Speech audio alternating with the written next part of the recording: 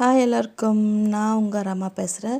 இன்றைக்கி கொக்கி எப்படி தைக்கலாம் பார்க்கலாம். கிளாஸ் 4 இன்றைக்கி ஒன்று ஒன்றா கற்றுக்கோங்க. மெதுவாக சொல்லி கொடுத்துட்ருக்கேன் நான். ஃபஸ்ட்டு கொக்கி வைக்கும் போதே நீங்கள் கொக்கி கொஞ்சம் கீழே இருக்கிறத நீக்கிட்டு வைக்கணும். அப்படியே சேர்த்து வைக்கக்கூடாது, சீக்கிரம் துரு பிடிச்சிடும். அதனால் கொக்கியை நீக்கிட்டு வைக்கணும். கீழே கொக்கியில் இருக்கிற 2 ஹோல்ஸுக்கும் ஃபஸ்ட்டு தையல் போட்டுக்கோங்க. அதுக்கப்புறமா ஒவ்வொரு வாட்டியும் ஒரு ஹோல்ஸ்லேயும் நீங்கள் முடிக்கும் போது இது மாதிரி முடிச்சு போட்டுட்டு முடிச்சுக்கோங்க. அதுக்கப்புறமா மேலே இருக்கிறதுல கீழே அடியிலேருந்து துணியிலேருந்து குத்திட்டு ஊசியோட கொக்கி உள்ளேருந்து நூல் விட்டுட்டு மேலே வரைக்கும் திருப்பிட்டு எடுத்து ஒரு வாட்டியும் குத்தி எடுத்துக்கோங்க.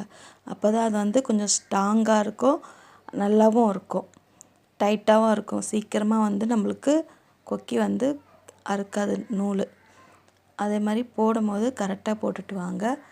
அதே மாதிரி கொக்கி காஜா கூட நம்ம வெளியே தைச்சி கொடுத்தா கூட அது கூட மணி தாங்க.